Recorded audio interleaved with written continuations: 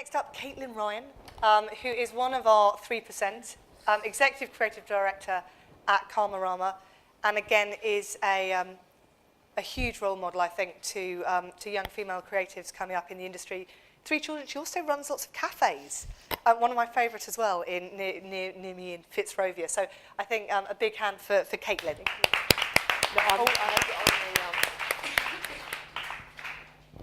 I'm on this. Should this all work? Oh, it worked. Love technology working.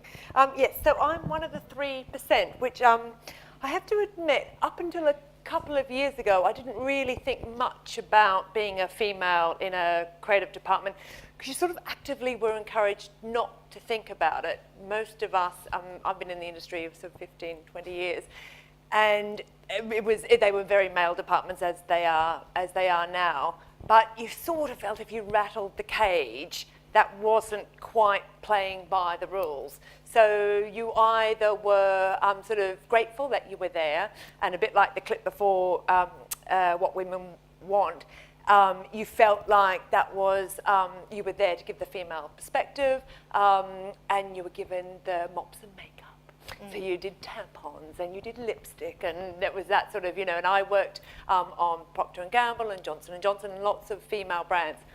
And then a couple of years ago, I was asked by the ASA to go and represent the industry at the House of Commons, because there were a couple of MPs, Jo Swinson and Lynn Featherstone, who had this very passionate kind of belief that airbrushing was wrong, and that if they could convince the industry to kite mark every time a body was airbrushed, that they would then help the whole of society move forward. And the ASA obviously were very anti this idea, because that starts to move into regulation of advertising, and government kind of telling us what to do, which the ASA as itself, as an industry regulated body, didn't want to. So I sort of was, as one of the few female ECDs, and also because of my client list and the amount of content that I create representing women, was sent along to kind of do this debate with Roisin Donnelly from P&G and the president of IPC, the magazines, and we fought on behalf of the industry, and we won. And they were convinced the industry is doing a final job of regulating itself, and we sort of went on our way. And I felt really sad leaving that debate that I hadn't quite done what was right for women. I'd represented the industry incredibly well, we'd won the debate, but I didn't, if I hand on my heart, and by this stage my daughters were getting up to sort of, 9 and 4, so I had these 2, and a son, so I had these children that were growing up in a society that I wasn't completely comfortable as somebody creating content where I was displaying what women were like. I wasn't completely comfortable that I'd done a good job. So I became very interested in this, and I talked to lots and lots of different people about what happens when women are portrayed in a certain way in advertising, and does that have an effect, and should there be as much airbrushing, and should women be represented in a more representative way, and what would that mean for clients if women were represented in advertising? So this is a 1-hour presentation that I haven't actually seen what happens when I've shortened it to 10, so I'm going to kind of freewheel a bit, but the topic is, you've come a long way, baby, or have we? And as Amanda showed before, when you look back in advertising, the chef does everything but cook. That's what wives are for. I mean, you actually just can't believe that this stuff did survive. This one. When I was first putting together my presentation, my 7-year-old came in, and I quickly shut down the computer, because I just was so horrified of her seeing this image of a man standing on a woman's head. It's nice to have a girl around the house. Blow in her face and she'll follow you anywhere. So what was kind of interesting for me is to look back and see, when did women first stop being portrayed like this? And Leo Burnett in 1967 were given, ironically, it was cigarettes that was the sort of start of the feminist movement in advertising. And this ad for Virginia Slims was one of the first. So it's kind of interesting to look, okay, that's what was seen as being very combative and saying, you know what, we're sick of the paternalistic, being treated like we were in the 50s and 60s advertising. This is our way of fighting back.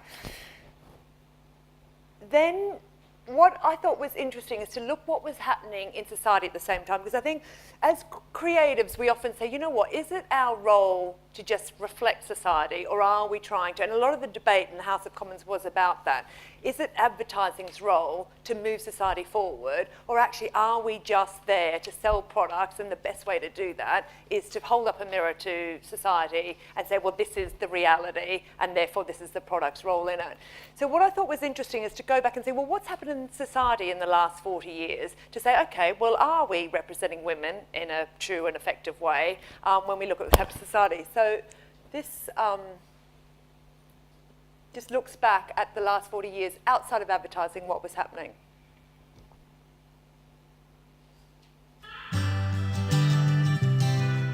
So as a creative director, if my role is to represent women, why, when society has been protesting and fighting and being so brave on all those issues, when we look at what advertising has done in the same time, do we look so pathetic compared to what's been happening out in society? And that's where I became really uncomfortable about where advertising has been going versus what's been happening in the world.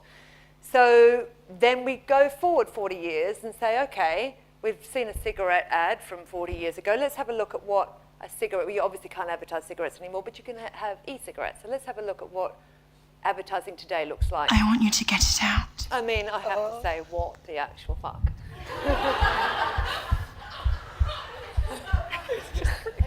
Have you ever seen It's just brilliant?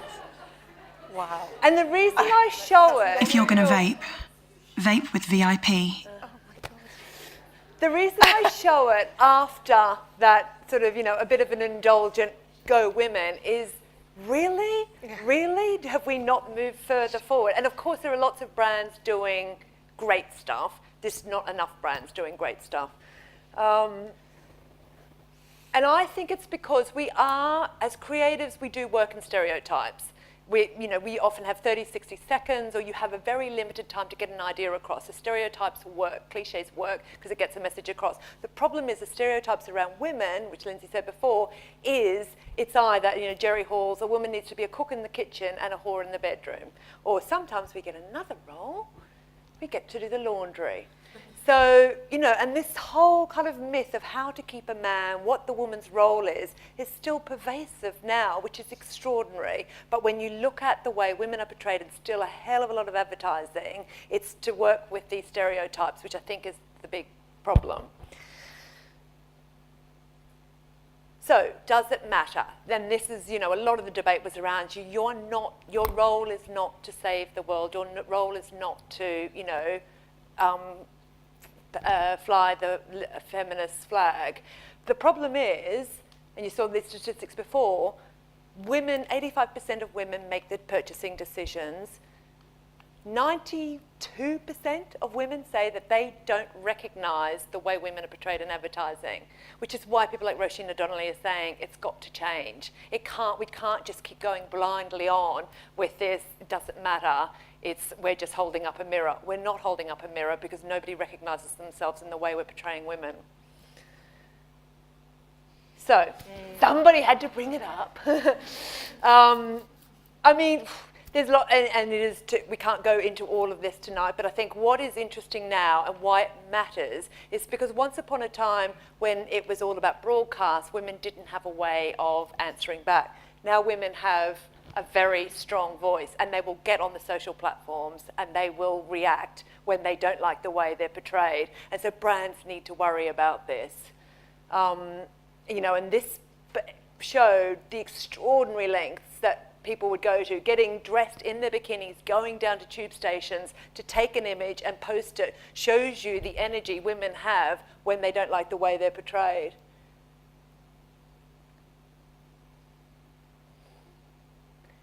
This was the other ad that actually created quite a bit of a storm at the same time. Didn't reach the same kind of pinnacle of hysteria.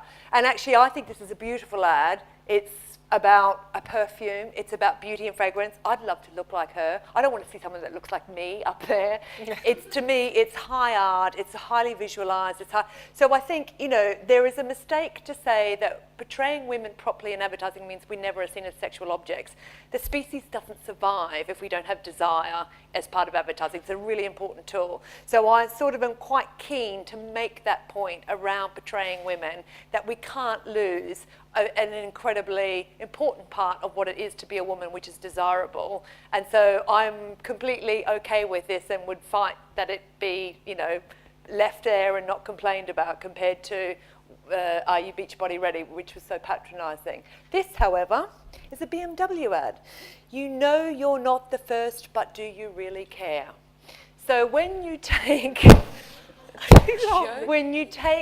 female sexual imagery and put it with a car, it doesn't have the same effect as Tom Ford creating a beautiful, evocative image. And that's, I think, where the stereotypes can crash into, excuse the pun, car crash into being sexist and patronising, and no woman looks at that and goes, I must go out and get myself a BMW.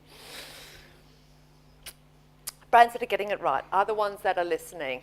So this is a piece of work that we've done for a very small charity called CoppaFeel, and it's about looking at the way women are portrayed, their body image, and just sort of thinking about why women don't check their breasts. The founder of the charity is a young woman who didn't check her breasts, and at the age of 24 found out that she had stage 4 cancer. You'll have seen, if any of you saw the incredible Sheridan Smith film a couple of weeks ago, The C Word. She's one of the girls on the beach who's a part of this kind of blogging environment, blogging community. But I'll just show you this clip. So our insight was, because breasts are seen as a sexual object, women only describe them in the way men see them, small or big. And so actually that was stopping women from then thinking of them as normal and checking them out. So we created with Rankin this series of outdoor advertising, which was extreme. The first time nipples were ever shown in outdoor. But what is really interesting in things like the Daily Mail, the fact that we used real breasts, not perfect breasts, was the thing people were absolutely up in arms about, especially poor Squidgy. And she was the most amazing one. She's like, I don't fucking care what people say about my breasts. And people are like, ooh, and it's like, they're normal. That's what normal breasts are like. So it was really interesting working on this campaign and saying, actually, the mirror that we're holding up of what normal looks like is so kind of, people couldn't quite cope with it. And then finally, I was just going to show you a piece of work that I think is a really feminist piece of advertising that, again, doesn't show any women, but turns the male gaze on its head because it shows how ridiculous it is, the way women are usually portrayed.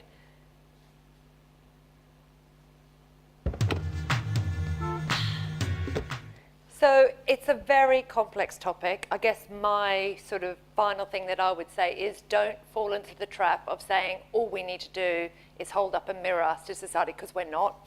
And we need to push further, and we need to fight for women being portrayed in a more interesting and realistic way than the stereotypes of a whore in the bedroom and a domestic goddess in the kitchen would allow. Thank you.